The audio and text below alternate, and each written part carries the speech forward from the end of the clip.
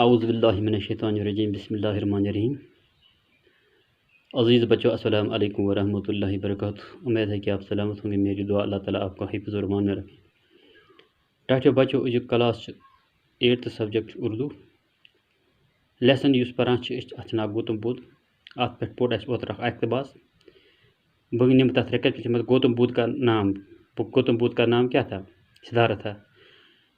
وہ ڈیش کے بانی تھے، وہ بدھ مت کے بانی تھے۔ بدھ مت ڈیش ہے، بدھ مت دنیا کے مختلف دنیا کے مذاہب میں سے ایک مذہب ہے۔ سدھارتھ کس کا بیٹا تھا؟ یعنی کپل وستو کا بیٹا تھا، کپل وستو کے راجا کا بیٹا تھا، جو نیپال کی نزدیک شمالی ہندوستان میں ایک شہر ہے۔ سدھارتھ کی ذات گوتم تھی اور قبیلہ اس کا شاکیہ تھا۔ سدھارتھ 563 عیسوی قبل مسیح میں پیدا ہوئے۔ سدھارتھ کی شادی 19 برس میں ہوئی۔ ان کی شادی اپنی ماموزاد بہن سے ہوئی۔ سدھارتھ شاہی محل میں اس کی پرورش ہوئی، لیکن وہ اس محل کا کھوگر نہیں تھا۔ سدھارتھ نے مشاہدہ کیا کہ بیشتر انسان غریب ہے، پریشان ہے، وہ اسی میں بادرت رہتے، صاحب اصل میں مایوس ہے، لہذا ہر شخص بیماری کا شکار ہوتا ہے، آخر کار مر جاتا ہے۔ سدھارتھ نے غور کیا کہ کوئی ایسی کیفیت ہے جو ان عارضی مسرتوں سے برآخر موت اور پامال ہو جاتی ہے، مرا اور دائمی حالت حاصل کر سکتی ہے۔ یہ اقتباس ہم نے پرسوں پڑھا ہے، آج ہم آگے پڑھیں گے۔ 29 برس کی عمر میں گوتم نے اپنی ازدواجی زندگی سے کنارہ کشی کا فیصلہ کیا، یعنی 29 برس 29 روز گوتم بدھ ام کو پنی ازدواجی زندگی نش کنارہ کشی لوب ہیوتن اور خود کو سچ کی تلاش کے لیے وقف کر دیا۔ اور اس نے کیا کیا؟ 29 برس کی عمر میں اپنی ازدواجی زندگی یعنی اس دنیاوی زندگی سے اپنے آپ کو الگ کر دیا اور خود کو سچ کی تلاش کے لیے وقف کیا۔ وہ محل سے روانہ ہو گئے، جو اس محل میں رہتے تھے، عیش و عشرت میں رہتے تھے، وہ روانہ ہو گئے۔ انہوں نے اپنی بیوی اور اپنے ناولود ولود بچوں اور تمام دنیاوی آسائش کو ترک کر دیا۔ اس نے کیا کیا؟ اپنی بیوی کو، اپنی دنیاوی جو اس کی آسائش تھی، آرام میں پلا ہوا تھا، سب کچھ ترک کر دیا اور ایک مفلس یوگی بن گئے اور ایک مفلس بن گئے۔ کون بن گئے؟ ایک مفلس بن گئے گوتم بدھ۔ کچھ انہوں نے اس دور کے مشہور یوگی علماء سے بھی علم حاصل کیا۔ اس دور میں جو مشہور یوگی علماء تھے، یعنی علماء عالموں کی جمع، ان سے مشورہ علم حاصل کیا، علم کو جانکاری حاصل کی۔ ان کے افکار سے مکمل آگاہی حاصل ہو جانے کے بعد، افکار وہ فکر کی جمع آگے حاصل ہو جانے کے بعد، انہوں نے انسان کے غیر اطمینان بخش مسائل کو اپنے حل وضع کیے۔ یہ خیال عام ہے کہ انتہا درجے کا ذہن سچ کے راستے کو ہموار کرتا تھا۔ گوتم نے خود کو ایک سنیاسی بننے کی کوشش کی۔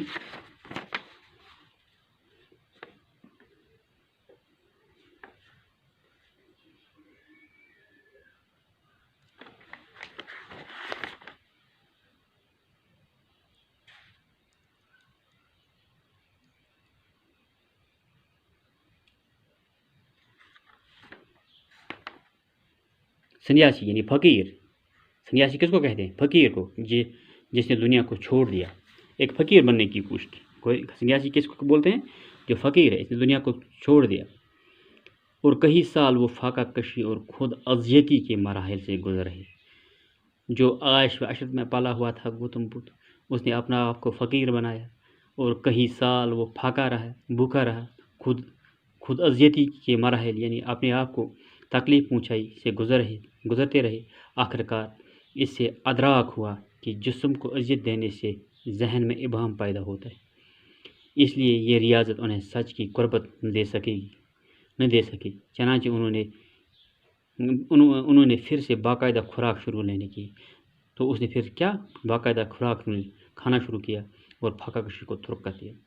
خلوت میں انہوں نے انسانی موجودگی کے مسائل پر استغراق کیا۔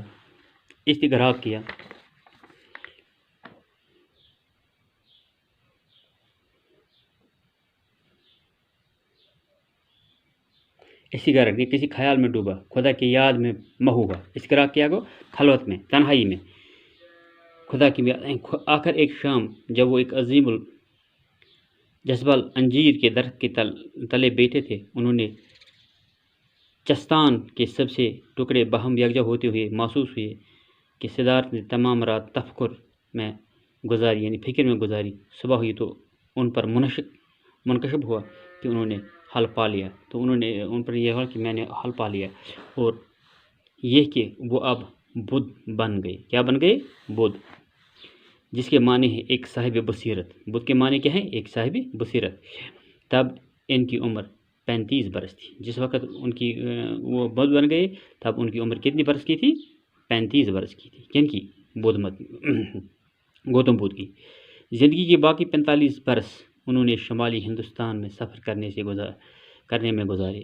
زندگی کے باقی 45 برس گوتم بدھ نے شمالی ہندوستان سفر کرنے میں گزارے اور ان لوگوں کے سامنے اپنے خیالات کا پرچار کیا جو انہیں سننے آتے ہیں۔ جو لوگ ان کے پرچار سننے آتے تھے ان کے سامنے اپنے خیالات، اپنے اظہارات کا پرچار کیا۔ 483 عیسوی قبل مسیح میں اپنی وفات کے 7 سال 483 قبل مسیح میں اپنی وفات جب وہ مر گئی کے سال وہ اپنے ہزاروں پیروکار بنا چکے ہیں۔ وہ اپنے ہزاروں اس کے ماننے والے پیروکار کیا ہوئے؟ اس کے ماننے والے بنا چکے تھے جب وہ مر گیا، جب وہ اس دنیا سے رحلت کر گیا۔ اگرچہ ان کے ابتکار تب تک تحریری صورت میں نہیں تھی، لیکن جو ان کی فکر تھی، جو ان کے افکار تھے، تب تک ان کو تحریری شکل وہ لکھنے میں نہیں آئے تھے۔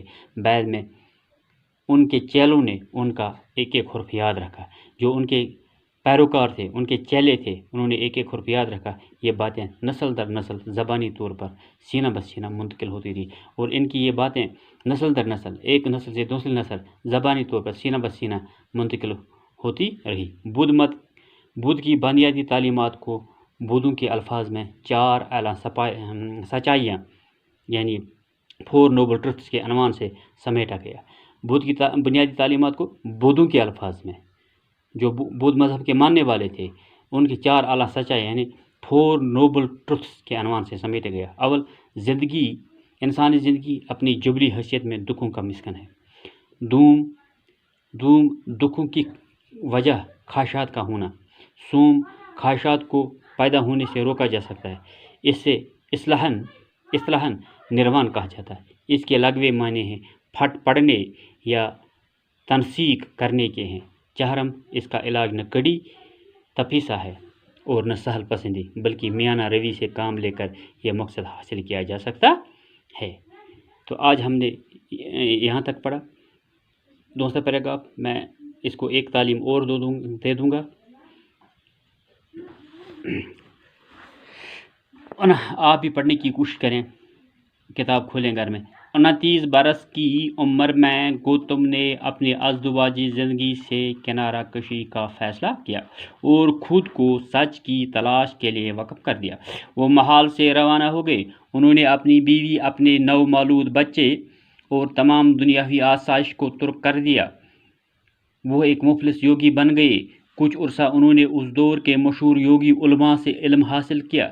ان کے افکار سے مکمل آگاہی حاصل ہو جانے کے بعد انہوں نے انسان کے غیر اطمینان بخش مسائل کو اپنے حل وضع کیے۔ یہ خیال عام ہے کہ انتہا درجے کا ذہن سچ کے راستے کو ہموار کرتا ہے۔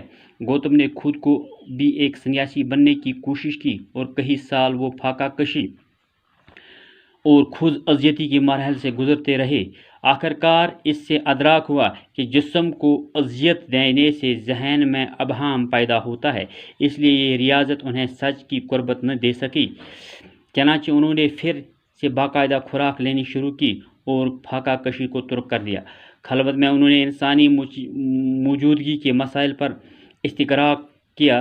آخر ایک شام جب وہ ایک عظیم الجذبہ انجیر کے درخت کے نیچے کے تلے بیٹھے تھے، انہیں اس سے چستان کے سبھی ٹکڑے باہم یکجا ہوتے ہوئے محسوس ہوئے۔ صدارت نے تمام رات تفکر میں گزاری۔ صبح ہوئی تو ان پر منکشف ہوا کہ انہوں نے حل پا لیا، اور یہ کہ اب وہ بدھ بن گئے ہیں، جس کے معنی ایک صاحب بصیرت کے ہیں۔ تب ان کی عمر 35 برس کی تھی۔ زندگی کے باقی 45 برس انہوں نے شمالی ہندوستان میں سفر کرنے میں گزارے۔ وہ ان لوگوں کے سامنے اپنے خیالات کا پرچار کرتے رہے جو انہیں سننے آتے ہیں۔ 483 قبل مسیح میں اپنی وفات کے سال تک وہ اپنے ہزاروں پیروکار بنا چکے تھے۔ اگرچہ ان کے افکار تب تک تحریری صورت میں نہیں تھے، بعد میں ان کے چیلوں نے ان کا ایک ایک حرف یاد رکھا۔ یہ باتیں نسل در نسل زبانی طور ہی سینہ بہ سینہ منتقل ہوتی رہی۔ بدھ کی بنیادی تعلیمات کو بدھوں کے الفاظ میں 4 اعلیٰ سچائیاں یعنی 4 نوبل ٹروتھس کے عنوان سے سمیٹا گیا۔ اول، انسانی زندگی اپنی جبلی حیثیت میں دکھوں کا مسکن ہے۔ دوم، دکھوں کی وجہ خواہشات کا ہونا۔